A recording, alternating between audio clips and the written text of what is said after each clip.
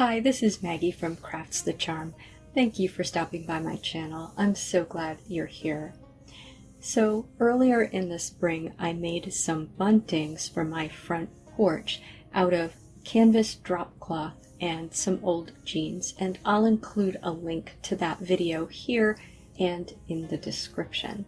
And one of the features of these buntings was that I could change the way that I had embellished them for different seasons.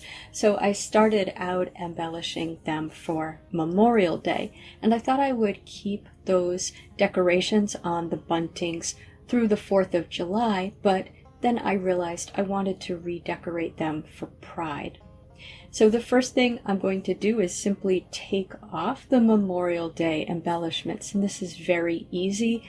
The bow is just wired through the top grommets, and the other stars are just sewn on with a few stitches each. So it's just a matter of snipping those stitches and then setting those aside so I can reattach them for the 4th of July.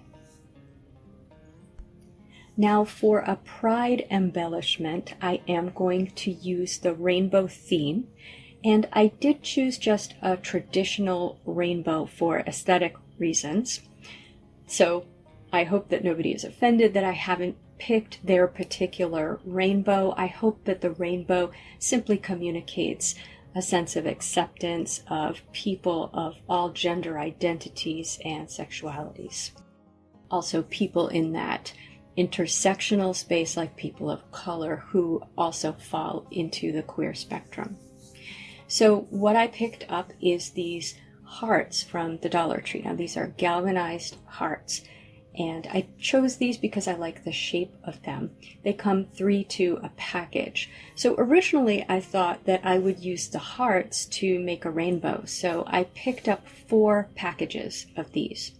And the first thing I'm going to do is either punch or drill holes in them so that I can stitch them to the bunting. Now I did this with the galvanized stars for the original bunting, and I did find it a little bit difficult to get the holes started with my drill.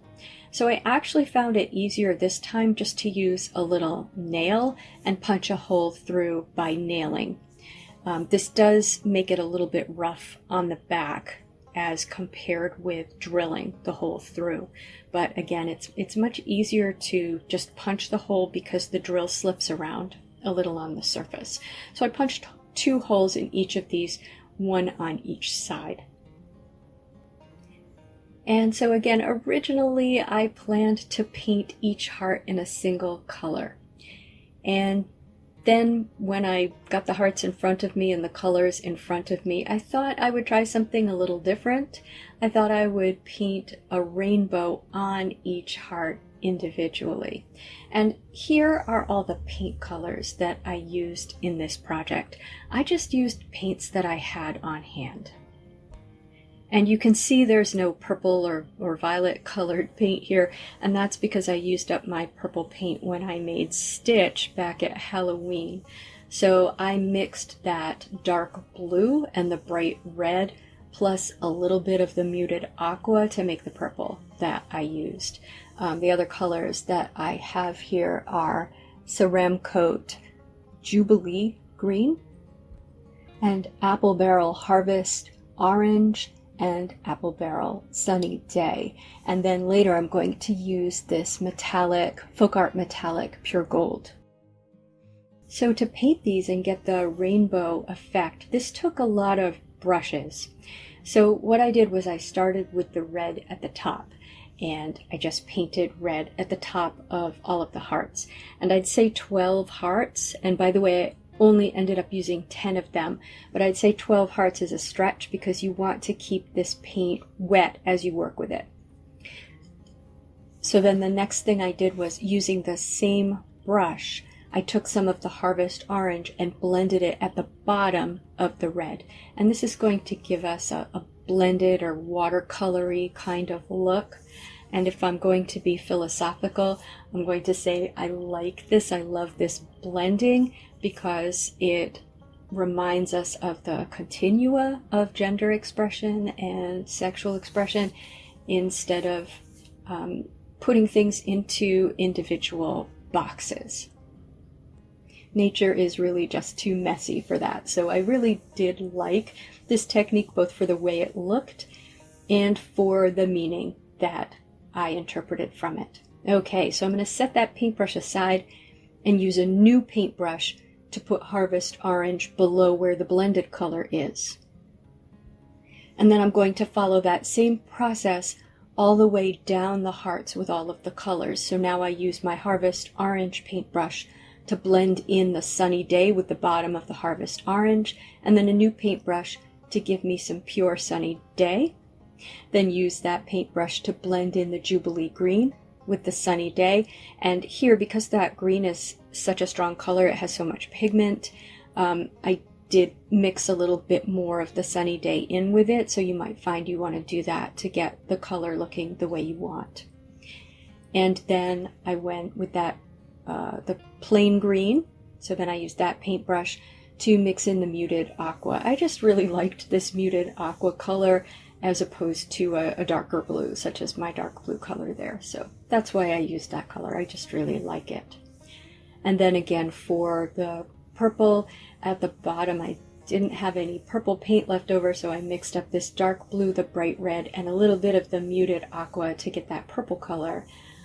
Blended that with the muted aqua and then put purple on the bottom. Or in some cases I did it in the opposite direction. I put the purple at the bottom and then blended it up into the muted aqua.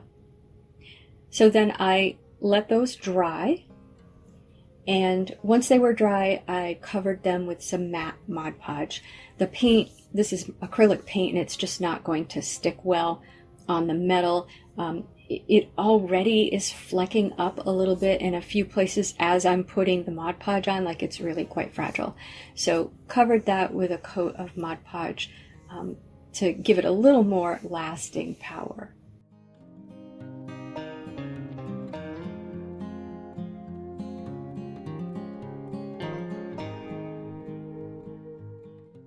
Now for the top. I picked up all of these beautiful faux florals at the Dollar Tree. So I just selected colors that I thought would make a nice rainbow. Green was a little bit of a challenge, but what I ended up with was the purple flowers are faux hydrangeas. The blue ones are, I think, the Gerbera daisies, and the green are peonies. The yellow are lilies. The red are carnations, and the orange are daisies, I think. It's possible the blue are daisies and the orange are the Gerbera daisies. I am not certain, but I think that's what I've got here if you were looking for the same flowers. And so the trick here is, how do I make sort of a spray of these flowers for the top of my bunting without like attaching them directly to the bunting? So what I decided to do was I used one of the large craft sticks from the Dollar Tree, and I drilled a very narrow hole at each end near the top of the stick, and I put a long piece of floral wire through the top. The floral wire I picked up at the Dollar Tree, and I always cut that longer than I think I'm going to need. What I'm going to want to do is put that through the grommets at the top near the middle to hold this on. Now, fortunately, many of these stems came with 6 flowers or more than 6 flowers, except for one of them. I can't remember which one. But I was able to split them up so that I could use half on one bunting and half on the other, and I thought that they would look pretty full with the amounts that I had. So I removed the flowers from the stems, and then my plan was to hot glue them to the craft stick, but that was not going to work. So what I did was a combination of hot glue and the floral wire. And what worked best for many of these was to wrap the floral wire around that little end of a stem that's left on the flower, and then hot glue the wire to the flower itself, because wrapping it around just wasn't going to be tight enough. And so I wrapped them in clusters of 3 and glued the wire to them in clusters of 3, leaving ends of the wire on both sides. and then put some hot glue down on the stick and pressed that into the hot glue and then tied it on the other side with the wire. And that worked really well. And I worked from the ends in. Now the daylilies, I was actually able to wire each one individually by putting the wire down through the stem of the daylily and then poking it through the petals, or one of the petals. And so I didn't have to glue those at all. And because they were in the middle, that was really nice because I was able to just wire them to fit nicely in the middle. And then so once I had that, I just wired the whole stick through the 2 grommets. And I think that gave me a really vibrant spray at the top, just really beautiful.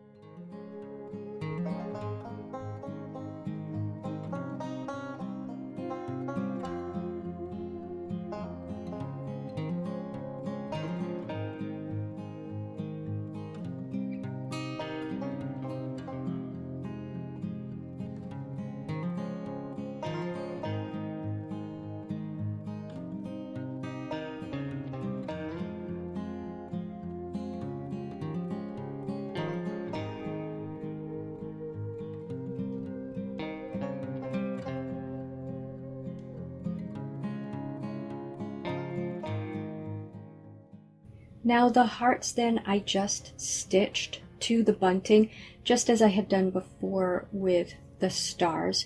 So I used blue thread to stitch to the jeans part of the bunting and white thread to stitch to the drop cloth part, although I think probably using red would have made more sense because I was stitching through the holes which are in the red paint part of the hearts. But whatever color you use, you're just going to stitch through the 2 holes that you made. I just did 2 stitches each. And then I felt like this was much too plain in the middle. So I took some of these little wooden hearts that I had from the Dollar Tree, which were left over from Valentine's Day. Now with these small hearts, I didn't really want to stitch them on the way I had with the larger hearts. I thought I could probably get away with gluing a safety pin to the back and just poking them into the canvas. So that is what I did. I found some small safety pins. I do have a lot of safety pins. And I just glued down the safety part of the pin to the back and left the pin part out. I didn't plan to pin them and then stick them back in the safety part. I figured I'd just poke them in. So the safety part is glued down and the pin part is free so that we can poke them into the bunting. Now, once I had done that, I painted the front of all of these with white acrylic paint. This is so the gold paint will show up on them. So I have, some are red, some are pink. So I wanted them all to start with the same white color. And it took 3 coats, I would say, on the pink and red ones to get a complete white color, and 2 coats on the plain wood ones. I then painted them with this folk art metallic pure gold paint. And I remember when I first bought this paint, I was not at all impressed with it out of the bottle. It doesn't look that good out of the bottle, but once it dries, it looks almost like gold leaf. It is a really beautiful gold. It really is a true gold. And I painted all of the hearts then with that. And that was 2 coats for most of them to give them a complete coverage with the gold paint. And once those had dried, I did not coat them with Mod Podge, but you certainly could, and it's probably a good idea. So I just used the pins to poke them through the canvas drop cloth part of the bunting, with the larger one in the middle and the other 2 on either side. And here they are.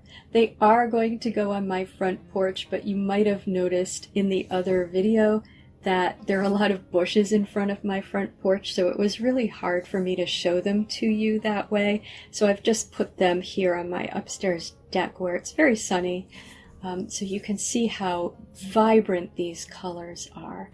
I think that these buntings are a really joyous expression of pride.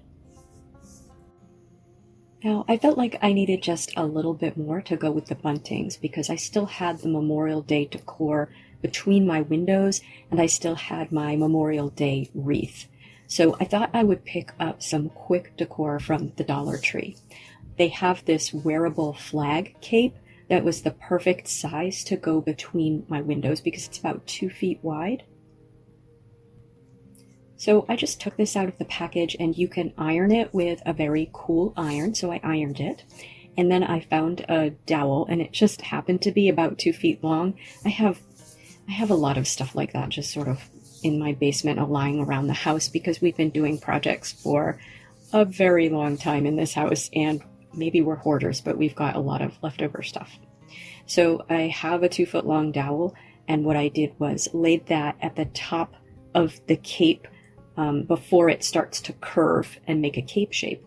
And I just folded that over and just taped it with clear tape. I tried painter's tape at first, but you could see through it because this cape is a little transparent. And then I just cut off the little ties that are supposed to tie the cape around your neck, and I sewed them to the cape just under the dowel. This further sort of closed up the cape around the dowel. And then I just tied that around the screw that I have in my porch between the windows. Now, this really isn't good enough because this is a very lightweight cape, so when it's windy it blows around a lot. So I did use a little duct tape and I taped it down. I have this terrible siding, so the duct tape isn't going to have any sort of negative impact on the siding on my house. So I did tape that down a little. I definitely cheated. I think that what it needs is another dowel at the bottom or some weights at the bottom to hold it down.